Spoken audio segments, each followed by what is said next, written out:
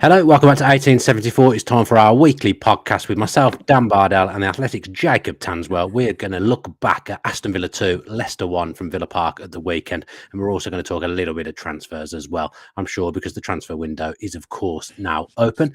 This show is sponsored by NordVPN, and I can't see what they offer us, so Jacob's going to tell us what it is NordVPN can offer us. What can they offer us, Jacob? Do you know what? You put me in the lurch here. I mean, all you've got to do is be able to read. Reading by things. NordVPN gives you obviously a huge discount plus 4 months free. Yep. All you've got to do is go to 1874. Is that 10? Is it? .io. / NordVPN. Right, there's going to be no career in voiceovers for Jacob moving forward. Well, thankfully, he's very good at what he does, which is what he's on the podcast for. How are you? You're at the Athletic today, aren't you? Athletic HQ. I am, yeah. At least give me a little bit of warning time. I want to practice. I would have wrote down a script, but yeah, all good. Thank you. Went to London soon after the game on Saturday, and yeah, in the office all week. I'm not going to be going to the FA Cup game on Friday. We've got another writer of mine who's standing in for me, so I'm spending most of the week in London at the offices and getting busy and hard at work on a few bigger reads. Did you not want to celebrate Villa's 150th year in their 151st year at Villa Park with 7,000 West Ham fans? Did that not? Listen, I really love the FA Cup, and I'm not just diminishing it, but if I was going to miss a game, it'd probably be this one, and I'm sure a lot of supporters would probably share that sentiment. Yeah, I'm sure Robin Olsen will send his regards over to you from the game. I still find it ludicrous that this is the game that we're using for our 150th anniversary in the 151st year, as I said. But never mind, at least I'll be able to buy a few things that should cost £1.50 anyway for £1.50. Right then, should we start with a little bit of transfers? Do you want to tease us? Is there anything going on? Obviously, you teased us the other night with the embargo at 10:30, and then I read, and it was mainly Louis Barry stuff, wasn't it, that you'd kept back. Got anything for us transfer wise? I feel like Villa might make a signing this week. Wow, potentially. Yeah, we've reported for a while really that Villa want a versatile attacker and a right back, and we're now kind of seeing that materialise. Obviously, Donyell Marlin is a guy that is being linked, and obviously Villa are a bit rejected. And I know there's a lot of stories coming out every hour, it seems like, but they're all very semantics, in terms of he's agreed terms, he's done this, he's done that. Ultimately, it boils down to whether Villa will pay what Borussia Dortmund want, and they've got a price. And obviously, Villa have got a price as well because they're still very conscious of PSR. So there needs to be a bit of shape-shifting from Villa's perspective, but also from Borussia Dortmund as well to agree a price. But obviously, Villa have been long-term admirers of that, and I'll probably go into detail when if he signs. But it's a type of deal that I think could get done. And like we see this morning, Oscar Mingueza from Celta Vigo is a player that Villa do like, but I think some of the reports have been a little bit premature, because obviously Villa do like him, that's true, but they are considering 3 or 4 other right backs as well. One of the reasons why they do like him is he's got a good age profile, can play right back, right side centre back, and left back, and that helps fill a few holes as well. And he's a player they like, but no decision's been made, no negotiations have formally started with Celta Vigo either. So he is a name to look at as well. But I think Villa will sign 2 or 3 players this month. Okay, interesting. Do you think we've seen Spurs do this previously because of PSR? Could Villa be in a position where they could kind of make a loan signing with a like mandatory buy fee in the summer, so that it carries over into the summer with the money? Is that something that Villa might look at doing?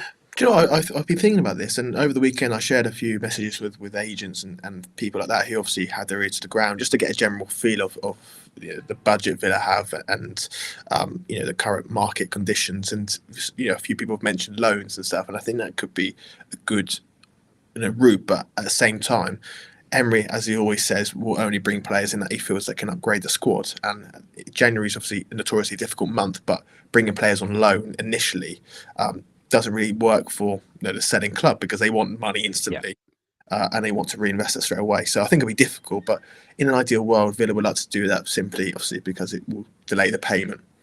Yep, James Corton says, afternoon, guys. Big fan of the podcast. This is my first time catching you live. Keep up the good work. I mean, we do some right gnarly times, to be fair, with lives. It could literally be any time, and we're never when we say we're going to be either always late. But thank you, James. Thank you for the kind words. I'm glad to see you catching us live today. What about outgoings, Jacob? Obviously, I mean, we did speak about this in the preview show ahead of the Leicester game, but Philogene, Louis Barry, there's going to be outgoings with Villa as well. Yeah, as well. Costa Nedeljkovic. I saw Joe Gauchi's been reported this morning, and that would be one as well. Okay, I haven't seen that. Where's he after? We don't know yet. I think John Townley from Birmingham Live reported Belgium, a team in Belgium. So that'll be interesting to see what happens there. Jada Philogene, obviously, I think I expect some news to come out in the next 24, 48 hours on him and his destination.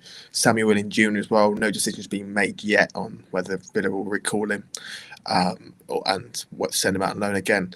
So there's a few players really to keep an eye on as well. I think you could even see potentially, like for example, Dendonker's move being permanent, or because obviously Anderlecht's got an option to buy in the summer. They might bring that forward. So there'll be a few players I think that you keep an eye on. Louis Barry's one that's very interesting, but he's injured, isn't at the moment, so I think that's delayed things. But I don't think it's a big injury. Could be back into training very soon. That Joe Gauchi one is interesting and interests me due to the Champions League registration issues that Villa have. Because if they were to sign Marlin at the moment, then they can't register him without taking anyone out of the Champions League squad, because Philogene's homegrown, Ramsey's homegrown, but they're the only two homegrown players that Villa have. So Villa, by virtue of that, have a 23-man squad instead of a 25-man squad, because they have to leave two gaps for the other homegrown players that they're supposed to have that they haven't registered. So if they move Joe Gauchi on, then they could promote a homegrown goalkeeper into that third slot in the Champions League, and then that frees up a space for an attacking signing or another player, doesn't it? Really good thinking there. I hadn't even considered. I hadn't even considered that, but I think that would work. And also for a guy like Gauchi, he's only young. He's third choice, isn't he? I know he's played a few cup games. I think it would be good for him as well. Oh, Jack just fell off his chair. By the look of it, you look like you fell down your chair. I just clicked my laptop. Apologies. Oh, no, that's fine. And you can tell I've played a lot of Football Manager over the years with my registration knowledge. I've had to work these hurdles before with the registration rules. But yeah, I think that's a decent shout for myself there. And that might be one of the reasons why Villa are looking at doing that. And then if they do bring in a defender, they move Nedeljkovic out on loan. And then it's kind of like for like. So yeah, that'll be interesting to see what happens. That's the transfer update. Thank you very much, Jacob, for providing us with that. Let's look back at the game then at the weekend. Not a classic from Villa Park against Leicester. Nowhere near as frustrating as the Brighton game, but still not Villa playing at their absolute best. There's obviously caveats because there is injuries, and obviously they lost John McGinn in the game as well. But the most important thing is, if you're not playing well, just try and get something out of the game. And if you can win the game, absolutely fantastic. And I think if Villa hadn't have beaten Leicester, there'd have been some serious questions asked. Yeah, so they should have really. I think Villa and Leicester have both got the age-old problem where they're not very good defensively, and for most of that game they struggle to attack or create any chance of attack. I thought the first half was dull as dishwater, to be honest. Mate, nothing had happened until the 47th minute in stoppage time, except for John McGinn going off injured. I haven't watched Match of the Day, but if they managed to pull anything out from that first half, they'd have done well. Honestly, it follows a pattern really in home games, doesn't it? Where against Brighton, I thought it was better, but against Southampton, for example, I thought it was dull. This game as well, and it was a bit like the Southampton game, wasn't it? Yeah, but with Southampton game, there's mitigating circumstance because you're playing against a team that just keep the ball and don't do anything, so they're boring. And then the wind as well didn't help that day, did it? Where this was just nothing happened. I thought Villa looked one pace without the ball carrying off Rodgers. They didn't really have anything. Ollie Watkins didn't have his did it register his first pass to the 41st minute, completely starved of service for most of the game. Leon Bailey, the crowd were getting on him, and I felt quite bad for him at points. I thought it was quite erratic, and therefore the goal would hopefully do him a world of good. Obviously McGinn went off, which I think impacted things. He's often the intensity tempo driver, isn't he? And when he went off, I think Villa suffered even more. And for most of it, Villa just kept the ball. They didn't have Pau Torres who could break through Leicester's low block. Minks is still getting back up to speed and looks a little bit hesitant on the ball. And it was just a pretty dull game, really. And it's just one of those games where if Villa don't win that, then rightly so, I think there should have been a lot of critics. Yeah, let's talk about McGinn. It's looking like hamstring. Played a lot of games recently in the recent weeks, hasn't he? He started every game. John McGinn. He usually starts somewhere on the pitch. Hamstring injuries have become a bit of a recurring theme for Villa through the season. I saw that you wrote about. Did you write about that this morning? Have I imagined that? I've read it somewhere. Someone's mentioned hamstring injuries anyway. This morning that I've read. Any word on the street with how long that's going to be? We're looking at minimum of 2 weeks, I think. Yeah, Emery said afterwards 2 to 5 weeks. And this is McGinn's second hamstring issue of the season. Cash has had one, Bailey's had one, Emmy Martinez has had one. I'm sure I'm missing someone. Last year you had Moreno, Jacob Ramsey, Kamara suffered them. Yeah. So that's a real issue for Villa, and I think it's probably something that they are looking at. And with McGinn as well, he puts a lot of energy in. He's got a natural wear and tear of where he's at his career.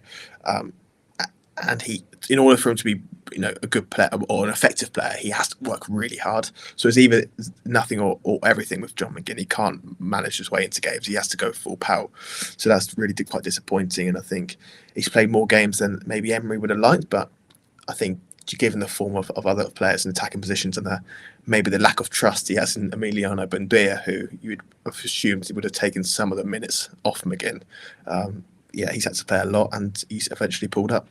We'll say it was a magnificent team prediction from me in the preview show, Jacob. Got it bang on, except for one of the subs. No, the first 11, I read Unai. I mean, to be fair, there wasn't loads of players for him to pick from, but I did kind of read his mind with the first 11 pick, didn't I?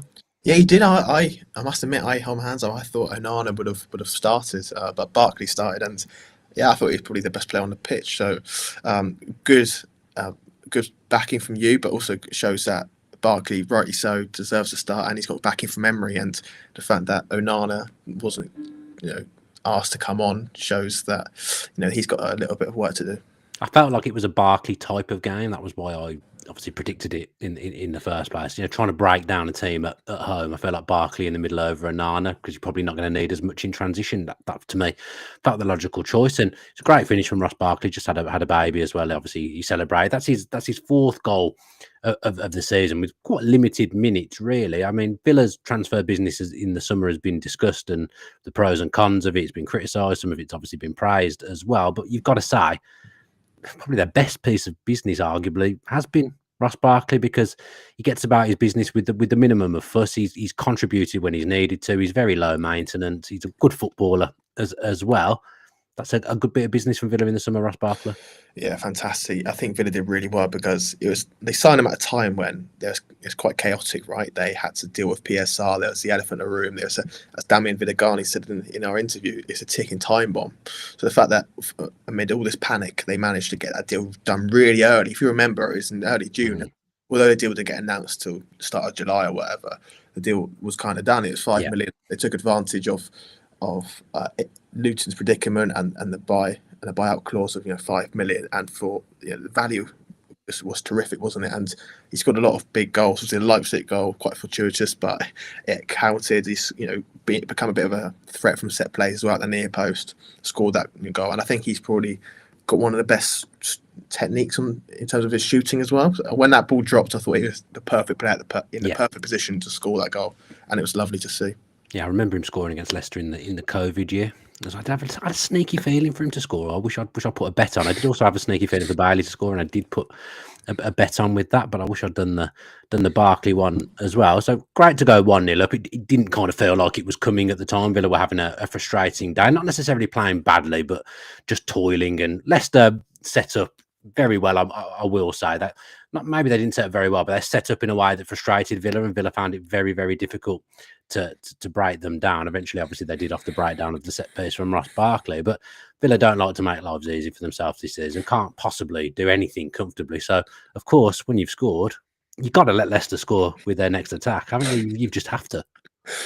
I honestly think, at the moment, the way Aston Villa are playing that, I don't think they could keep a clean sheet against any championship team as well. Just even when they look so comfortable and so in control, as Emery says, they just find a way of conceding. Yeah. And every time the other team does have a fairly good attack, they score. Like, they all become really, really quite clinical. I know they skewed a shot wide 5 minutes before that, but eventually they did score. It was probably harder chance, and it came from Watkins, didn't it? Underhit pass to Mings. Ayew steals in, crosses the ball.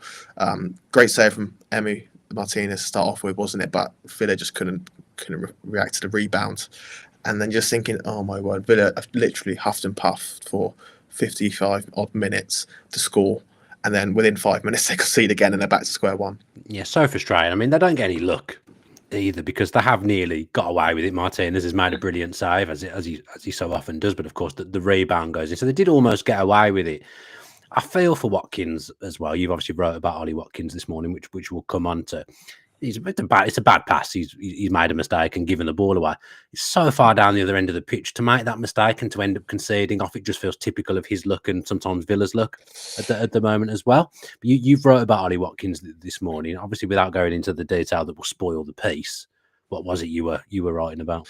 Well, it's essentially that his whole career has been encompassed by doubts, hasn't it? Even when he's scoring all these goals and he's got such a great goal ratio, and he's, for the last 2 years, he's basically excelled. He's been fantastic. There's still that feeling of doubt, and he contributed very positively for a lot of games, quite subtle. I thought for most of the game he was good, but when fans probably walked away from the stadium on Saturday, they remembered two things. They remembered that miss at the end, and they remembered that under-hit pass. And that's the thing that I think Watkins has got in his game, where he'll do a lot good. He'll score some goals. His goal-scoring record looks good, but those big errors are always the things that haunt him. And I think he had that throughout his career, and he's underperformed his XG by 4.5 this season. So it shows that he's missed a lot of big chances. But he's used to proving people wrong, and I think it'll be far too early to write him off now. But at the same time, he does need to cut these areas out. And when he walked down the tunnel at full time, Paco, the assistant manager, just put his arm around him, and Watkins, looked quite down. And I think he's his own harshest critic. He always has been, and I think he knows deep down that he can really do a lot better. Yeah, I don't think he was massively involved in the celebrations when Bailey scored. I saw someone say, I could be wrong. I didn't particularly notice that at the time. I was just so relieved that we'd scored a goal. Obviously, you've mentioned the XG. What's his XG? I imagine he outperformed his XG last season without having the numbers in front of me. What do you think has changed this season for him? I do think he's been starved of service. I wrote in the piece that he maybe was just he tenses up a little bit. He's not getting the chances, or he's not getting in the positions that he was getting into routine last year because he's not getting the service. So when he does get into the positions, I do feel like he's snatching at things a little bit more. He's overthinking. He's not. I think he's thinking, I'm not going to get another chance like this in the game, so I need to take this one. And he's putting more pressure on himself. And you've always thought he's always been at his best when he's been relaxed, safe in the knowledge that he's the first choice striker. And now with a tiger on his back, with John Duran waiting on the sidelines, ready to come back in after suspension, and knowing that Villa are struggling to create many attacks and for him to finish off, I just think he's tensing up. He's leaning back, and the fact that he misses from 6 yards out and he ends up on the turf shows that he just completely swung his left boot at it, off balance completely, and that's not a picture or a sign of a striker with poise. No, he's definitely lacking some confidence. He isn't doing some of the things he did last season. Obviously, we spoke about this in the preview show before the Leicester game, that I feel he's not overthinking, but he's just not got. He was playing on instinct last season. I don't feel he's playing on instinct at the moment. He's making good split-second decisions, whereas the way he struck that effort at the end of the game kind of epitomises his season. But you did reference this in the article. His numbers aren't where they were last season in terms of goals. Now, he's definitely not getting as many assists as he got last season. I think that's something that's missing this time round. His goal record's not bad. No, he's still top scorer, isn't he, Dan? He's still got 8. He's still doing well. He's, I think as context, only 5 players in Villa's history have scored 15 or more goals in a calendar year, and 2 of them are Ollie Watkins. So it shows that he is still performing very well. 2024, despite Villa dipping in that year, he still performed well. He still got goals. There's been, as we've touched on a few times, there's lots of caveats to his start of the season, but there is no excuses now. I just think it's got to the point where Duran just seems like this, just fantastic at the moment, and the momentum's with him. Everyone's with him. He's just got all this confidence. And Watkins is probably a guy that needs that reassurance, and he needs to know that he's the first choice guy. And the fact that Duran's there with all the headlines, I think he's kind of been forgotten about, really. And with Solanke coming into the reckoning with England, is Watkins still the second choice to Kane up front? I think there's a lot of doubts with him at Villa and with England, and he just needs to go on this run where he scores, 4 in 2 games or something like that, and just to get him back on to an even keel. I'd expect him to play the next one. against West Ham. Obviously, Duran's out and Villa don't really have another centre forward on the books that could play. So I'd expect him to play against West Ham. Obviously, we don't know what's going to happen in that game. But at the moment, say, just forget the West Ham game for a second. John Duran comes back for the Everton game on the Wednesday. At the moment, who do you think is leading the way to have the shirt for that game? I'd probably say Duran, but I think if Watkins can score a couple in that game, then I would probably say he has the shirt. But Duran will be fresh, won't he? And against an Everton team that can be bullied at points as well, but they've got, they're still quite dogged, aren't they? I think I would make Duran starter right now, but I think the West Ham FA Cup game, despite it being quite a low-key affair for most, I would say that Watkins will see that as the last chance almost to stake his claim. It's weird as well, isn't it? Because he's just turned 29. So at 28, everyone talks about you being at your peak and you this, you that. As soon as you hit 29, Villa have got to look after the young 21-year-old striker or 20-year-old striker because, Watkins is 29 now. It's weird. That 1 year seems to make a hell of a difference in the way you're spoken about. It does, and I think as soon as you almost reach 30, you're thinking he hasn't got any resale value. But at the same time, it does annoy me when people say Watkins is a streaky striker, because a streaky striker doesn't put up his numbers of last year or the year before. He had streakiness in him pre-Emery, and he's probably got that now. But the 2 years before that, he was magnificent, and I think he's still got that in him. But at the same time, everyone's wanting this new shiny toy in John Duran, and rightly so. He's wonderful. But say if Watkins was sold in the season, I'd have huge doubts whether Duran could be the first choice number 9, purely because you don't know if he will push for a move in the next 1 to 2 years, if a team will want him and willing to pay the big money, and whether he's got the consistency, the attitude, and can apply or have the responsibility on him to be the first choice striker. So I think it's a situation that will rumble on. I still lean towards Ollie Watkins, but I'm not one or the other. I think I can understand why people would prefer John Duran to stay at the expense of Watkins. But I think Watkins, like you say, only just turned 29, has got a good 3 years left in him at the top level, very least. My worry for him at the moment is that, and I haven't got the numbers in front of me, so don't take what I'm saying as absolute gospel or fact, but first game back after the October international break was Fulham, or was that the last game before the October international break? I can't remember. He scored in that game from open play, a really, really good header. Since then, he's only scored 1 goal from open play, if my memory serves me correctly, and that was against Crystal Palace. He's had a penalty against Brentford and a penalty against whoever we played the other night. My memory has gone. Brighton. So the goals from open play aren't really there at the moment at all. No, he's not. But also, I'd say at the same time, Villa aren't exactly awash with attacking fluidity, are they? Like we said, that they look pretty poor, and the production line behind Watkins, especially when there's no Moussa Diaby from last year, but also Morgan Rogers from this year, is pretty poor. Leon Bailey has been struggling to make a pass, yet never mind create a goal scoring chance for Ollie Watkins. And when Watkins does get his chances, like you saw the other day, it was pinball in the box, and it just happened to fall to him.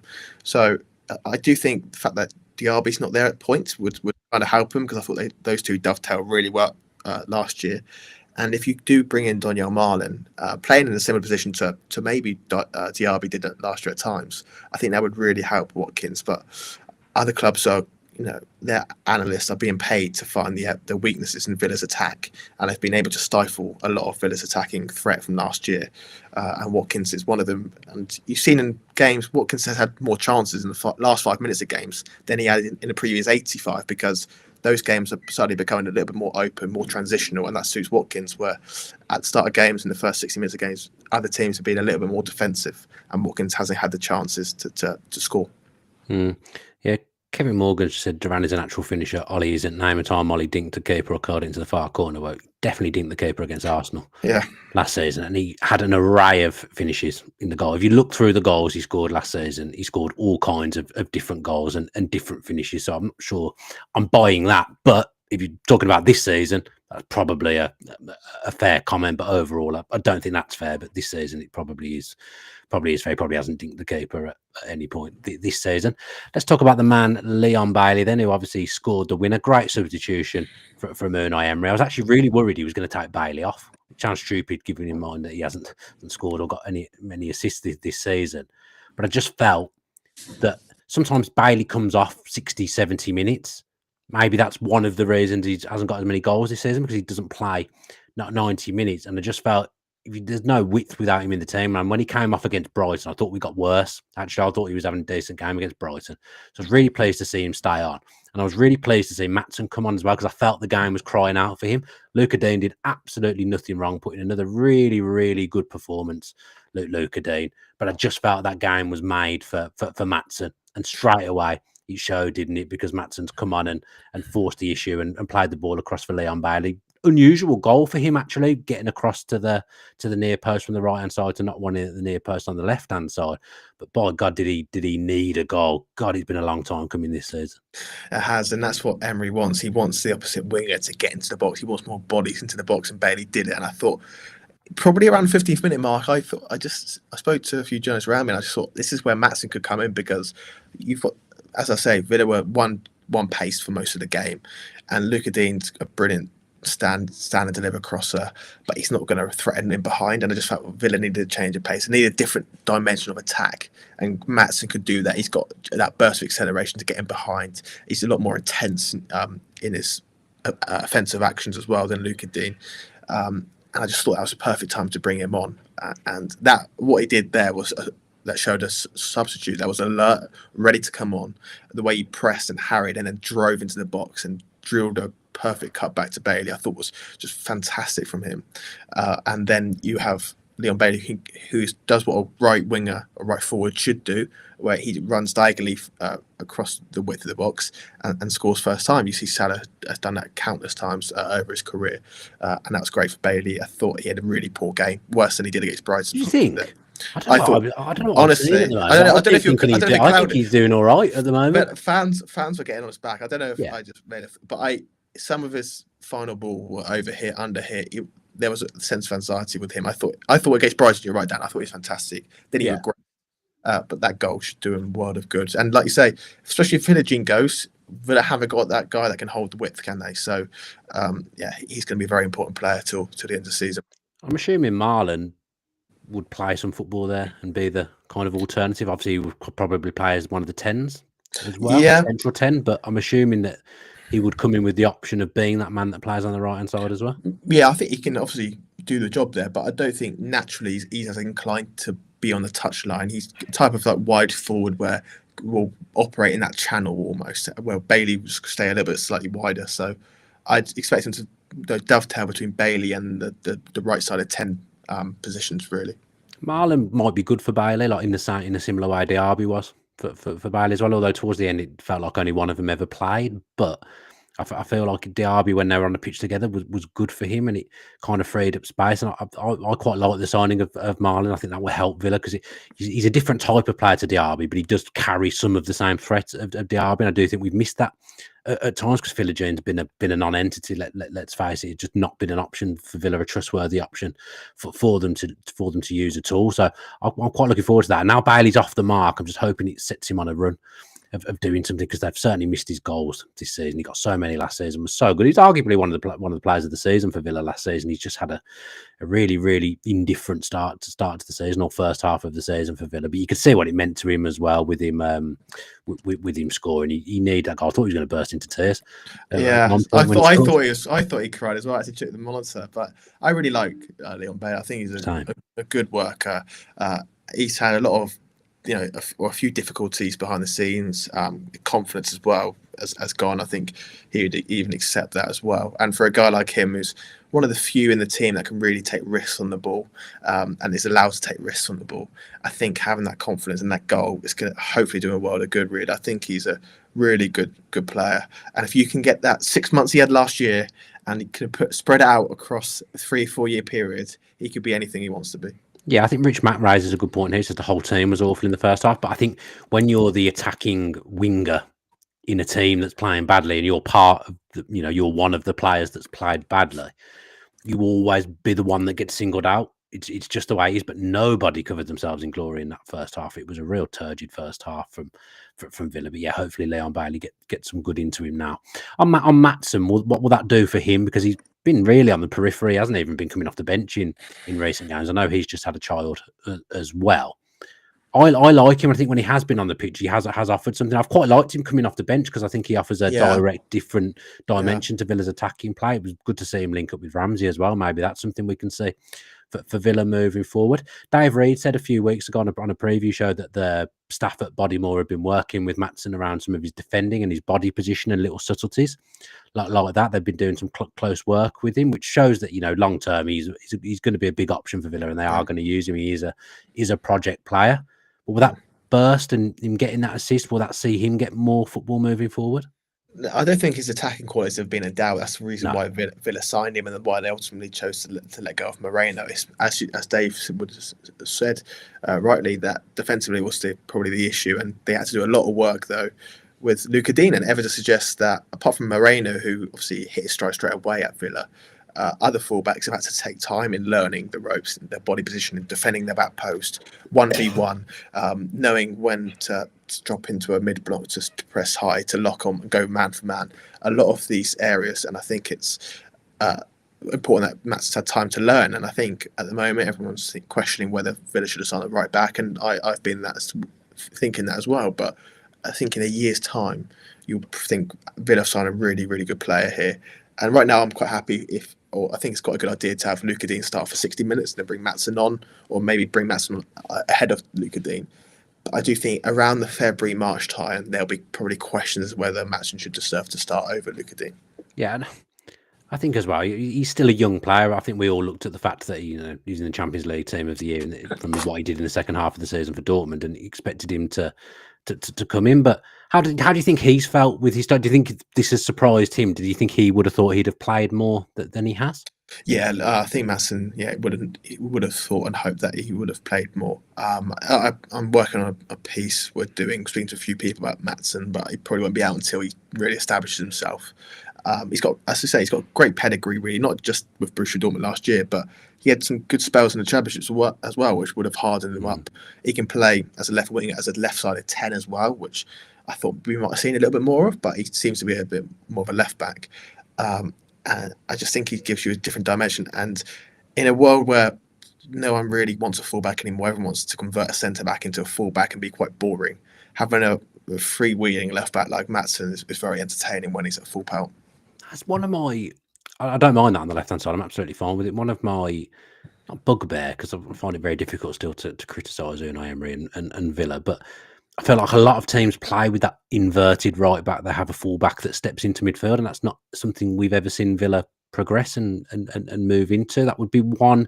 It's not even a critique, but one maybe question mark over why we haven't kind of evolved in that way on the right hand side. Yeah, he prefers to use his right back as a right side centre back, doesn't he? Yeah.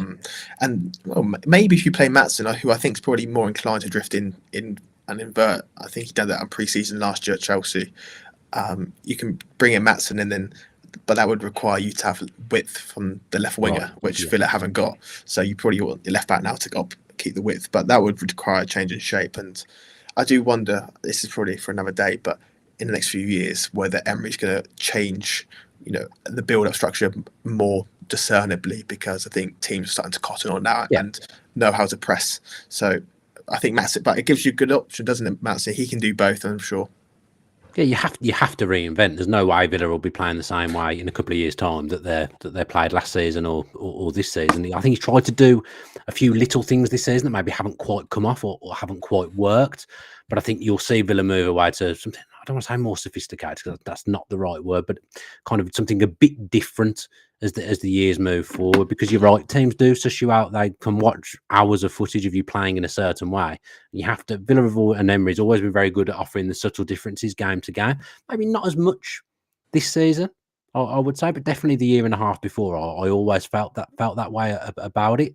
But I think at some point, and then next year would be Emery's 4th season at the club, you have to have a bit more of an overhaul.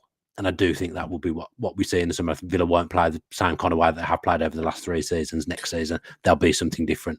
Yeah, well, Villa would have probably overhauled or sped up the squad evolution a bit quicker in the last 2 windows, I want to say, but PSR's obviously limited that. And like you say, who knows, if Villa were able to get the right back they would have loved a year ago, maybe they would have given a complete different dimension.